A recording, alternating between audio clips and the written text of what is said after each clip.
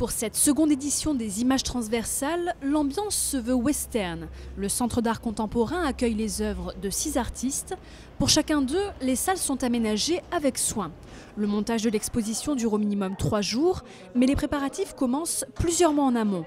Récupérer les matériaux, préparer la peinture, acheter les sols et les recouvrements, un travail de fond étudié au millimètre. On monte des parois en plus, on reconditionne les salles.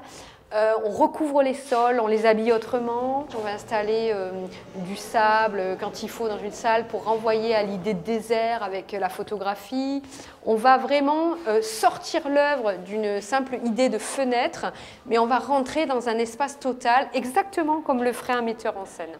Et dans ce décor western, Alix Delma est l'invitée principale. Un film projeté sur du miroir cassé, un titre en polystyrène exposé. Quand elle crée, l'artiste voit au-delà de ses œuvres.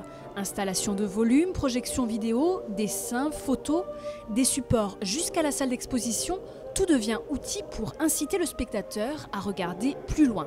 Ce que nous souhaitons en art contemporain, c'est que finalement, celui qui regarde en fasse sa propre histoire. Il est plus actif que passif.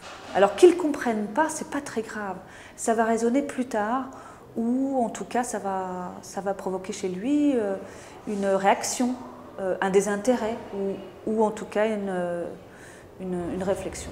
Pour cette seconde édition des images transversales, le Centre d'art contemporain propose une dizaine d'œuvres et d'installations. L'exposition Western Road se termine le 30 juin prochain.